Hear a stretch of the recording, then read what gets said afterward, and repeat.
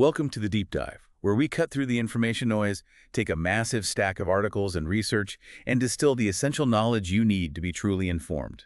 Today, we are opening up a really critical subject, one that defines the professional landscape for every single person entering the medical field: healthcare delivery systems. Our sources for this deep dive come primarily from Chapter 14 of Nursing Now, today's issues, tomorrow's trends.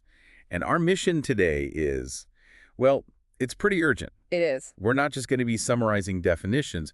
We are charting the evolution, the controversies, and, the financial pressures that are shaping where and how you as a nurse will actually practice. And before we jump into the complexity of the systems themselves, we really need to nail down some language. It's a small thing, but it's crucial. An anchor. Exactly. So many people use these terms interchangeably, but our sources draw a really important distinction. You have healthcare on one hand, Great. and that's the theoretical management of the resources of healing, so the policies, the funding, the blueprints. The big picture stuff. The very big picture. But then you have healthcare delivery. And that's the expansive term for the actual physical activities of providing services, maintaining health, detecting illness, curing the injured. So it's the difference between, say, holding the key to the hospital and actually running the emergency room on a Friday night. That's a perfect way to put it. And understanding the architecture of that delivery, who pays, who decides, and who provides, that is just fundamental for professional survival today. Right, because nursing practice isn't in a vacuum. It's not just at the bedside. Not at all. It's constantly being negotiated in light of political, societal, and cultural demands. You have to grasp the systemic issues, the soaring costs, the barriers to access, your evolving role within it all to really be an adaptable professional. And that adaptability is, well, it's non-negotiable, particularly when you look at the really strange paradox of the U.S. system. It is a paradox, isn't it?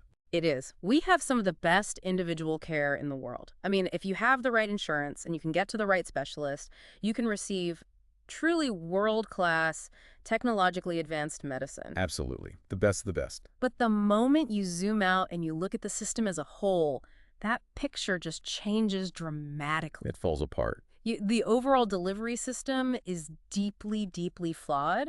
When you measure it against peer nations, the U.S. ranks a pretty sobering 37th out of 50 countries in core health indicators. Things like infant mortality rates. Infant mortality, prevalence of chronic diseases. I mean, it's a system that's designed for these amazing high-tech parts, but the machine overall just runs poorly. And that disparity, that tension, that's really the heart of our deep dive today, isn't it? It is. The goal isn't excellence for the few who can afford it, but high-quality, consistent care for all citizens. So we have to analyze how these systems, especially the U.S. and Canadian models, are structured, how they try to manage costs, and maybe most importantly for our listeners, how nurses are being forced to adapt their roles across every single level and every setting of care. All right, so let's unpack the biggest attempt in recent memory to address that American paradox. The passage of the Affordable Care Act, or the ACA, back in 2010. Our research refers to this as the largest overhaul of the U.S. healthcare system in 50 years. I mean, a truly massive systemic shift. Yeah, you sometimes hear it called Obamacare or AmeriCare, but whatever you call it, it wasn't just large, it was incredibly comprehensive. And the primary goal, the main thrust of it, was pretty straightforward, right? It was. The overriding goal was to increase the number of insured Americans by providing affordable health coverage to people who were uninsured. When the legislation passed, the initial projection was to extend coverage to an additional 32 million people over the next decade. 32 million, that's a staggering number. It is. And it had this strong ethical and social underpinning, too. It was aiming to address existing inequities, to eliminate what a lot of people viewed as the insurance industry's tight control over policy. The sources actually call it a stranglehold. A stranglehold, wow. Yeah, and it was also trying to provide specific relief to senior citizens who were just getting crushed by prescription drug costs. And because this change was so vast, it couldn't all happen at once. It was designed to roll out in phases to let the industry and the public adjust. Exactly, and understanding these phased rollouts is really the key to recognizing the environment we're all operating in right now. So let's talk about that first phase. What happened right out of the gate in 2010? Well, we saw some major consumer protections emerge almost immediately. You remember the donut hole in Medicare drug coverage? Vaguely, yeah. It was a gap where seniors had to pay full price. Precisely. The ACA provided immediate protections, starting with a 50% rebate on drug costs within that gap, with the goal of completely closing that hole by 2020. That was huge for seniors. But there were also protections for families, right? Big ones. The ACA immediately eliminated pre-existing condition exclusions for children. That was a massive measure. I can't even imagine being a parent dealing with that before. It was a nightmare. Then, young adults were allowed to remain on their parents' insurance plans until age 26, which was a recognition of the new economic reality. And critically, it ended the practice of insurance companies just dropping your coverage the moment you got seriously ill. Which seems unbelievable that that was ever allowed. It does, and they coupled that with new rules demanding transparency on administrative costs. So that was all 2010. But the real structural earthquake, the big one, came in 2014. Okay, so this is when it really changed the game for adults. Absolutely. That phase eliminated all limits on pre-existing conditions for adults seeking insurance. Insurers were also prohibited from charging higher premiums based on your gender or your current health status. A huge deal for women and people with chronic illnesses. A monumental deal. And the federal government established a mandatory minimum benefits package. This required insurance to cover essential services, including preventive care things like annual physicals, mammograms, at zero cost to the client. And to make all these new plans accessible, the 2014 phase created the state-run insurance marketplaces, or exchanges. Right, which were intended to be these competitive platforms where individuals and small businesses could go shop for subsidized, standardized plans. It was really an attempt at creating a market solution for a massive social problem. And what about the financing? How is this all going to be paid for? Well, it addressed that by increasing the Medicare payroll tax on high-income earners. And the specific intent there was to shore up the financial stability of the Medicare system to handle the impending demographic demands of, the baby boomers. Of course, something this sweeping is going to generate a ton of controversy. Oh, absolutely. Millions qualified for subsidies. Tax breaks for families earning under $88,000. But critics were constantly hammering the gradual increases in premiums. But the most politically charged piece was the individual mandate. The individual mandate was the core mechanism. It was the engine of the whole thing. It required most Americans to either purchase insurance or face a penalty. And that penalty started small. Very small. It was 1% of your income in 2014, but it was scheduled to rise to 2.5%, capped at just over $2,000 a year by 2016. And the rationale behind it, which I think often got lost in all the political noise, was pure risk pooling. Is that right? Precisely. The policy rationale was that if you have broad mandatory participation, you ensure that healthy, low-risk people are contributing to the system, and that in turn lowers the overall cost for everyone. Because without the mandate. Without the mandate, insurers feared they would only attract sick people, which would cause premium costs to just spiral out of control. A practice, the sources note, had been standard for decades. So, given all that, what were the main fears cited by critics? The main pushback against the mandate and the whole rollout? There were really two major buckets of concern. First, there was the practical fear of capacity. Okay. If you suddenly add 32 million new clients into the system, will the existing infrastructure, the doctor's offices, the clinics, the hospitals, be able to handle that sheer volume? Would it lead to unacceptably long wait times for everybody? A legitimate logistical question. A very legitimate one. And the second concern was more structural. It focused heavily on financing, specifically for Medicare. Critics worried that the system would be flooded with new recipients and that the existing funding, even with the new taxes, just wouldn't be adequate to maintain the quality and accessibility of services. The sources kind of characterize these as growing pains, right? Things you'd expect with any big legislative change. They do. But now let's pivot from the policy to the practice, because this reform created an incredible and I would say necessary opportunity for professional nursing. And the sources stress that nurses were actually at the table for this. They were active participants during the planning stages. They were. And the key transition for the profession is this massive federally mandated shift in emphasis from treating illness to focusing on prevention and health promotion. Which is really a historical victory for nursing philosophy, isn't it? It absolutely is. I mean, the ACO's commitment to providing preventive care, whether it's mammograms, immunizations, annual physicals, at no cost to the client, that perfectly aligns with the historic professional goal of nursing. For decades, nurses have been the ones pushing for public health and health maintenance. Exactly. Often against a system that was geared entirely toward expensive, acute illness care. And now, finally, the government is aligning the funding with that philosophy. And the most critical arena for this expansion seems to be primary care. Without a doubt. And this is where the structural needs of the system dovetailed perfectly with what was already happening in nursing education. How s- Well, historically, physician training for primary care had been on the decline because it just offered lower reimbursement rates compared to specialties. Right. Everyone wants to be a surgeon. Basically. But at the same time, nurse practitioner education had already surged by about 60%. So there was already a workforce ready to step in. Ready and waiting. The ACA recognized this deficit and actively funded this solution.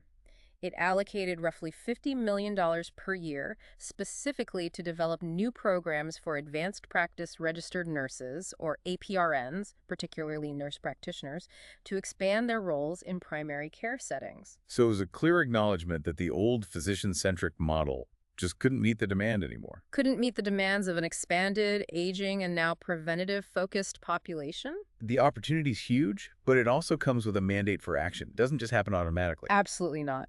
The profession has to continue to work politically to broaden the scope of practice for APRNs. Because even though the education is there, Even though the education is there, nurses frequently face legislative barriers in certain states that prevent them from utilizing their full skills. Things like prescribing medications or opening their own independent practices. This needs to be actively fought for, state by state. and that leads to the other professional requirement, Yeah. evidence. Yes. We are in an era of evidence-based practice. Full stop. Yeah. Nurses have to continually conduct research and collect robust data to demonstrate the objective effectiveness of preventive care and health promotion. If we can show, scientifically, that a nurse-led prevention program saves money and, more critically, leads to improved client outcomes, fewer complications, longer life, higher quality of life, then the financial incentive will support the philosophical mandate. And the whole system won't just revert back to expensive illness care when the political winds change. That's the goal. Okay, so before we zoom in further on the mechanics of funding in the U.S., we need to understand the just this tidal waves of demographic forces that are shaping the demand side of healthcare across all of North America. And the first, most dominant factor is age. This is a seismic shift, and the numbers are just staggering. Between now and 2050, the number of people aged 65 years or older is expected to double. Double. We're talking about a future where approximately 1 in every 5 people living in the U.S. or Canada, that's up to 80 million people, will be elderly. And this isn't just a matter of numbers, it's a matter of needs. This demographic reality creates a massive, sustained demand for long-term healthcare. And that demand is driven primarily by the second big factor, chronicity. Right. We've largely conquered the acute infectious diseases, but now we face an epidemic of chronic, resource-intensive conditions. Heart disease, cancer, diabetes, COPD, Alzheimer's, HIV. These are problems that are expensive and require long-haul management. Exactly. They often utilize multiple specialists and settings. And then you have to add to this the ongoing societal concerns like environmental health hazards, occupational safety challenges, and the crisis of substance abuse. It all demands a delivery system that's focused on complex coordination, not just quick fixes. And when you look at that scale of demand, you have to remember that healthcare isn't just a service, it's a massive, massive industry. Huge. In 2010, U.S. health expenditure was a staggering 17.9% of the gross domestic product. That's over $2 trillion. And it was projected to hit $4 trillion within 5 years. And when an industry gets to that scale, the organizations that control the money, the managed care organizations, the government bodies, they gain immense power. They do. They dictate who provides the care, how much they get reimbursed, and therefore what roles professionals are even allowed to fill. And this is why nurses absolutely must understand the framework. This brings us to the global framework for Western healthcare systems. This helps us understand the fundamental values that are driving how these systems are designed. The sources categorize them into 4 types based on who funds the care and who delivers it. And this comparative structure, which is detailed in Table 14.1 in the text, is just essential for understanding that global diversity. So let's look at the philosophical spectrum. On one end, you have Type 1. That's the private health insurance system, and it's exemplified by the baseline U.S. model. The primary goal here is the preservation of maximum autonomy. Autonomy for the client to choose their doctor. Autonomy for the physician to treat how they see fit. Right. But the secondary effect, which is just inherent in that structure, is the acceptance of social differences. If you can pay privately, you get choice. If you can't, your options are limited, and that leads directly to inequity in access. Then you jump to the complete structural opposite, Type 4. That's the socialized health system. Here, the primary goal is totally different. It's about maintaining a healthy, productive workforce. Healthcare is seen as a strategic, essential service for the state. And the secondary effect of that is that physicians and providers are effectively state employees. Exactly. Our sources note that while the U.S. doesn't use this as a national model, you see it in highly specialized organizations like the military or even professional sports teams in Canada. They adopt this structure for their members. And then the two middle types are hybrids. They are. You have Type 3, which is the National Health Service model historically seen in the UK. The primary goal there is strictly egalitarian. Every citizen receives the same baseline of care. And the secondary effect. Public management. The government both funds and operates all the services directly. Okay, and finally, the Canadian system, the Type 2 National Health Insurance Model. This is the compromise model. It prioritizes the egalitarian goal of universal access, but it strives to preserve autonomy in the delivery of that care. So it's a mix. It's a hybrid. It uses mandatory taxes to fund services through a single nonprofit government agency. But the actual delivery, the clinics, the physician groups, the NPs, is operated autonomously by various providers. It's collective sharing of the financial burden coupled with autonomous delivery. Let's delve a little deeper into that Canadian Type 2 model. It consistently attributes its high life expectancy and low infant mortality rates to its universal structure. It does. And it's all governed by the Canada Health Act, or the CHA. It was first enacted in 1984 and revised in 2012. And this act is the framework that ensures uniformity across all the different provinces. And financing is handled through what are called federal transfer payments. Right. So the federal government collects the bulk of the taxes, but then it transfers the responsibility and the necessary funding, called block funding, to the provinces to actually administer the services. So it's a bit of a trade-off. It is. It involves trading taxation points for lower cash payments. And while the universal system is very widely accepted, this funding mechanism is a source of constant, intense political debate between the provinces and the federal government. And that's largely fueled by those rising costs from an aging population and high-tech medicine. Always. But the real power of the CHA lies in the 5 criteria for full funding. This is the key. For a provincial health plan to qualify for the maximum federal financial contribution, it must adhere to 5 mandatory standards. These are the pillars that ensure equitable access across the entire nation. Okay, let's detail them, because these are essential standards. First is public administration. This means the plan has to be operated by a public authority on a nonprofit basis, and it must be subject to public audit. This ensures transparency and prevents private profit from distorting public policy. Got it. Second is comprehensiveness. The plan must cover all medically necessary hospital and physician services. This scope means no Canadian is denied essential care based on their ability to pay for it. Third, universality. This means 100% of the insured population within that province must be entitled to the services under identical, uniform terms. There are no second-class citizens when it comes to essential care. Okay. Fourth is portability. This criterion is huge. It ensures your coverage travels with you. If you move from one province to another, your old province has to cover you until the waiting period in the new province expires. And what about if you leave the country? If you are temporarily outside Canada, your home province has to pay at least the amount that would have been paid for similar services back home. It removes that risk of financial ruin when you're traveling. And finally, the fifth one, accessibility. The plan must provide reasonable access to services. This means access can't be impeded by financial charges or other barriers, and providers must receive reasonable compensation. It's an attempt to distribute care equitably, even in very remote areas. So now, shifting back to the U.S. Type 1 system, we encounter a very different focus: cost containment mechanisms. It is the defining feature of the American delivery system because, as we already noted, the U.S. spends the most per person, yet ranks 37th in quality.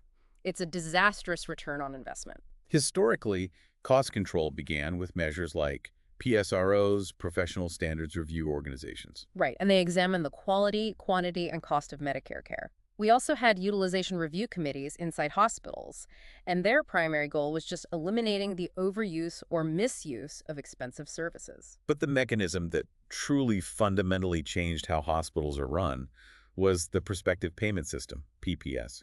introduced by Congress in 1983. This was the real turning point in hospital management and, frankly, in nursing practice. So under PPS, facilities that serve Medicare clients, which is basically every major hospital, they're reimbursed a fixed, predetermined amount. And that amount is based entirely on the client's diagnosis-related group, or DRG classification. Okay, so DRGs, let's unpack that. It's a system that classifies every major medical diagnosis, all 467 of them, into these fixed payment categories.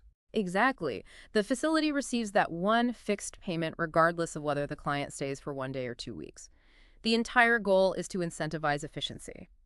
If the client is discharged sooner than the DRG payment suggests, the hospital keeps the difference. And if the stay is prolonged, The hospital absorbs the loss. this is where we need to really discuss the implication for the nurse.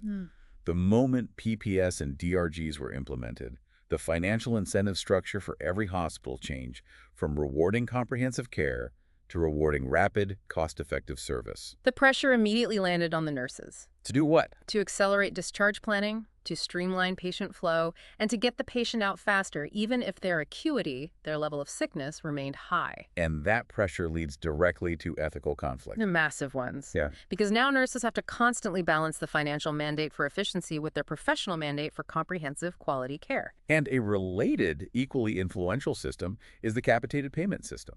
This is the foundational structure of managed care organizations, or MCOs. Right. Think of capitation like an all-inclusive resort fee. The MCO receives a flat, fixed rate per participant per month for a specified period, regardless of how much or how little care that participant actually uses. And the key detail here is that the MCO and the provider assume the financial risk. Exactly. So if the client stays healthy and only needs one doctor's visit all year, the MCO makes money. If the client needs expensive surgery and a long hospital stay, the MCO loses money. The goals seem logical, right? Enhance efficiency, control access through primary care gatekeepers, reduce hospitalizations. And emphasize health promotion. If they can keep people healthy, costs should, in theory, go down. But has it worked? Well, despite those logical goals, the sources confirm that managed care, as it's been implemented in the U.S., has not successfully reduced national healthcare costs. And why is that? What keeps driving costs up even under these supposedly strict controls? There are 3 main factors cited. 1, rising wages for health professionals. 2, the continuous and very expensive advancement of medical technology. And 3, the relentless consumer demand for less restrictive insurance plans. People want the freedom to choose their own doctors? They do, even if it costs the MCO more to manage that bigger network. Okay, so to solidify our understanding of this financial maze, nurses need to recognize the specific healthcare plans they're going to encounter every day. This isn't just administrative jargon. This dictates what services your client is actually entitled to. Absolutely. Let's look quickly at the MCO structures that are detailed in box 14.1. This is critical for knowing where your patient can even be referred. Okay. You have the staff model, where the physicians are salaried employees of the MCO. The group model, where the MCO contracts with a single large multi-specialty practice. The network model, which contracts with multiple physician groups. And finally, the Independent Practice Association, or IPA model, which is a network of independent physicians who contract with the MCO. But they all share that same focus on primary care and controlled access. That's the common thread. Then box 14.2 distinguishes between 2 common consumer-driven plans. You have PPOs, or preferred provider organizations. And they limit choice to a list of preferred providers, but you can go out of network for a higher cost. Right. And then you have EPOs, exclusive provider organizations, which are much more restrictive. They limit the client's choice strictly to one single organization, usually meaning there's no out-of-network coverage allowed at all. Then we have the critical government plans. Box 14.3 covers Medicare. That's the federally funded insurance for people 65 and older and some disabled individuals. It has 4 parts. Part A for hospital care, which is paid based on DRGs. Part B is voluntary, and it covers outpatient services. And Part D covers medications. And it's crucial to know that Medicare does not pay the full cost. Not at all, which is why supplemental insurance is so commonly recommended. And Box 14.4 details Medicaid, which is federally funded but operated by the individual states for low-income individuals. Eligibility and benefits can vary significantly from state to state. And critically, Medicaid is the single largest financier of maternal and child care. And it funds the vast majority of long-term care facilities. Finally, Box 14.5, covering private insurance. You have traditional fee-for-service plans, which are the most expensive. They pay providers based on the services they deliver, and they often involve very high deductibles. And then there is long-term care insurance, which is supplemental. It pays a set amount per day for extended care, but it's prohibitively expensive for most individuals. Okay, with that really complex structure of financing in mind, let's pivot now to the physical structure of care delivery itself and explore the incredible variety of nursing roles today. Our sources categorize care complexity into three foundational levels of service. Starting with the foundation, primary care. This is the level that's focused entirely on health promotion and prevention. So, immunizations, health education, screening clinics.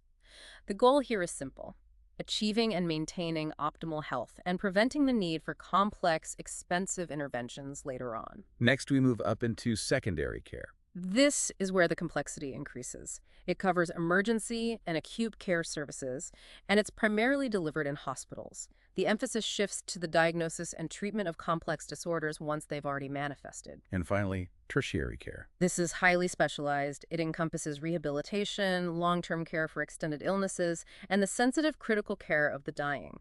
Nursing services are absolutely essential across all three levels, but they require very different skill sets in each environment.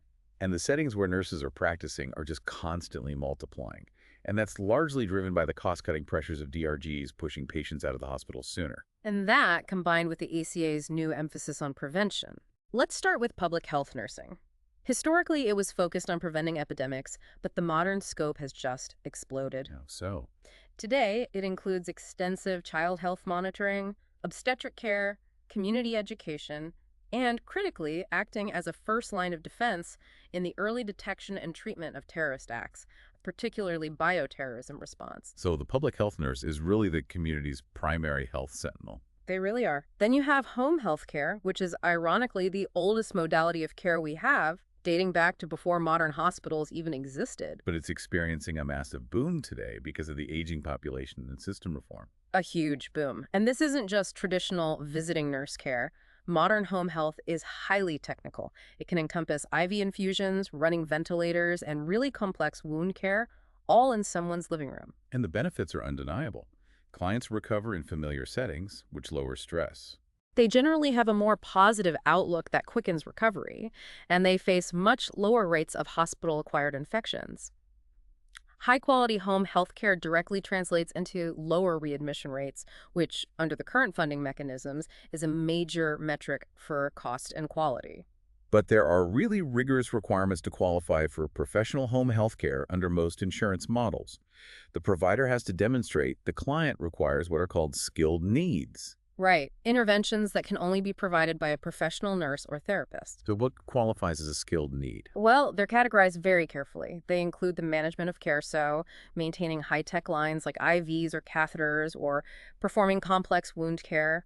They include client evaluation, monitoring unstable conditions, assessing neurological status, evaluating complex pain responses. And finally, client education. Exactly. Yeah. Teaching a client and their family complex medication regimens or disease management techniques. If the service required is routine-like assistance with bathing or light housekeeping, it doesn't qualify as a skilled need. And the required professional skills for the home health nurse are pretty unique because you are practicing in total isolation with virtually no direct supervision.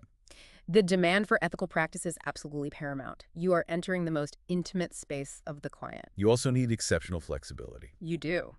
The nurse is a guest in the client's domain. The client sets the pace, not the facility schedule.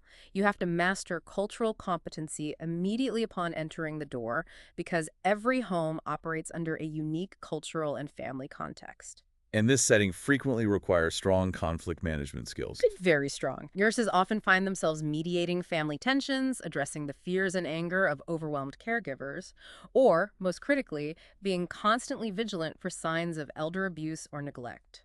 The isolation of the home makes the nurse an essential observer and advocate. Moving out of the home, let's look at some other specialized roles.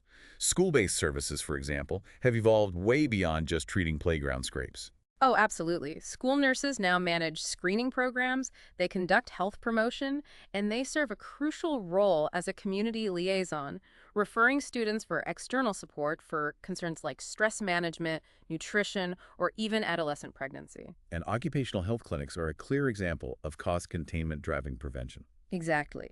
Their focus is on maintaining worker health to increase productivity and reduce insurance claims. So nurses in these clinics, they manage injury treatment, but increasingly they're implementing wellness, fitness, and prevention programs like smoking cessation or stress management. And it often requires specialized occupational health certification. In the long-term care and assisted living settings, the nursing role is dictated by the client's needs. It is.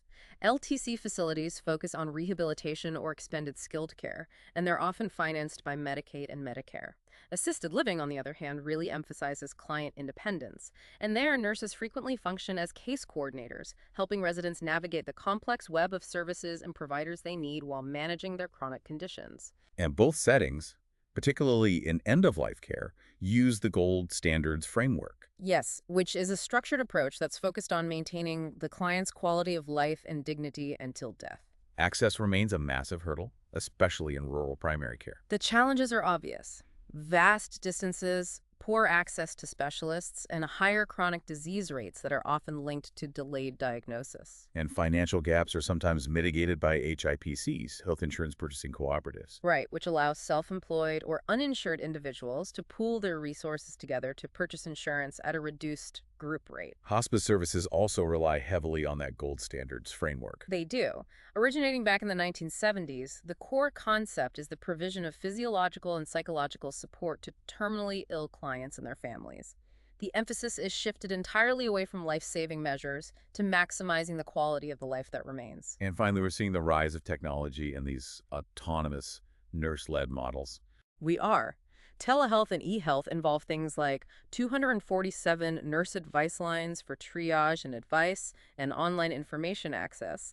The professional challenge with e-health is really ensuring that consumers are educated to evaluate the accuracy and reliability of the overwhelming amount of information they can find online. And two models represent increasing nursing autonomy. First, parish nurses. They operate within a church community, and they leverage a deep cultural familiarity and their clinical knowledge to act as educators, counselors, case managers, and client advocates. They are intimately familiar with their community's unique financial and spiritual needs. But direct reimbursement for their services is often difficult to get. It's a major challenge. Then you have independent nurse-run centers, which take that autonomy a step further. They focus intensely on health promotion and disease prevention, and they operate under various structures: institutional outreach, wellness clinics that are often tied to nursing schools, or entrepreneurial models that charge a fee for service or rely on grants. And their future success really depends on securing consistent payment through those increasingly complex and restricted reimbursement networks we talked about earlier. It all comes back to funding. Okay, let's transition now to the defining crisis facing the profession, one that threads through every policy, every financial structure, and every setting we've just discussed: the nursing shortage. It's not a new problem, but the dynamics today are unprecedented. The core causes are a simple supply and demand mismatch, but it's amplified by demographics. The existing nursing workforce is rapidly aging. The median age is 46, and over half of the workforce is nearing or past typical retirement age. And when you combine that attrition with the aging client population and the 30 to 50 million additional insured clients projected under the ACA, the demand for qualified, experienced RNs is just massive. And completely unsustainable under the current conditions. But the sources trace the origins of the current crisis, the acute shortage in acute care settings, directly back to financial decisions made in the 1990s. This is the crucial context. When managed care took hold, facilities needed to cut costs aggressively. And nursing is the largest single operational expense. It accounts for 50% to 60% of a hospital's total budget.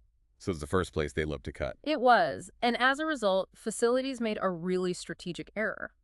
They prioritized cost reduction over patient safety by hiring fewer expensive RNs and relying more heavily on less expensive, lower-skilled personnel. And what was the immediate professional consequence of that? Experienced acute care RNs who are now facing mandatory overtime, higher patient loads, and just incredible moral distress, they fled. They fled in droves to less stressful environments, home health, primary care, specialized clinics. And this happened precisely when the client population was getting older and required more complex, high-acuity care. The worst possible timing. Yeah. The resulting consequences for the industry are dramatic and expensive, which proves that the whole cost-cutting strategy was fiscally very short-sighted. Hospitals are suffering massive revenue losses.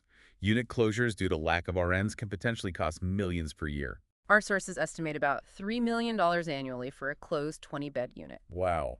And the remaining nurses face burnout, mandatory overtime, extreme stress, high turnover rates.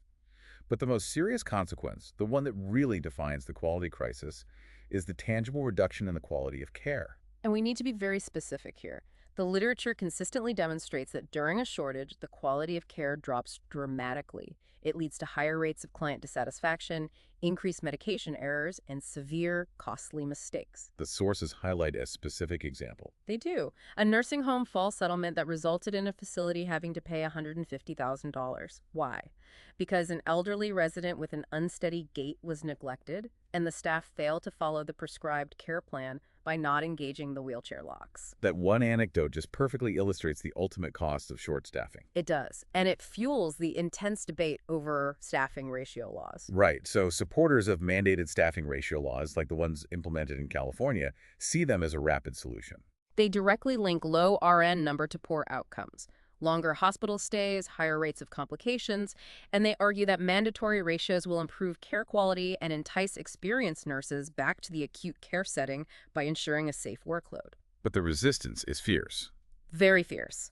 Hospital associations vehemently fight these laws, labeling them oversimplistic and unduly costly to implement.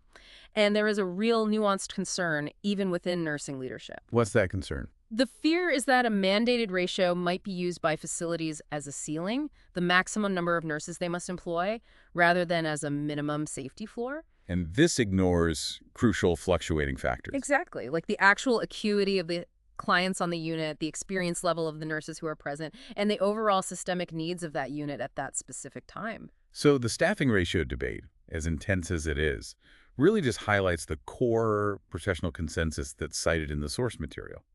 The shortage is not the root problem. It is a profound symptom of a deeper systemic policy failure, an overly aggressive, decades-long policy of cost-cutting by managed care at the direct expense of clients and professional personnel. So the ultimate long-term solution, therefore, requires reform that's based on client needs, not just financial benchmarks.